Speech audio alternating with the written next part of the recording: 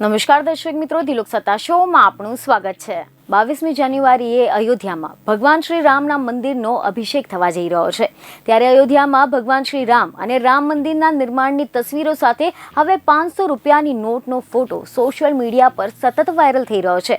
જો કે આપણા સૌને તો ખબર છે કે ભારતીય ચલણની અંદર રાષ્ટ્રપિતા મહાત્મા ગાંધીની તસવીર છે, પરંતુ જ્યારે આ વાયરલ થઈ રહેલી 500ની નોટને આપણે જોઈએ છે તો તેમાં મહાત્મા ગાંધીની જગ્યાએ ભગવાન શ્રી રામ અને લાલ કિલ્લાની જગ્યાએ અયોધ્યામાં બની રહેલા રામ મંદિરનો ફોટો દર્શાવવામાં આવ્યો છે। ત્યારે હવે એવા સવાલો ઉઠી રહ્યા છે કે શું આરબીઆઈ ભગવાન શ્રી રામ અને અયોધ્યામાં બની રહેલા રામ મંદિરની તસવીરવાળી 500 રૂપિયાની નોટ જારી કરી શકે છે? તો ચાલો આપણે જાણીએ કે આ વાત કેટલી સાચી છે અને કેટલી ખોટી છે।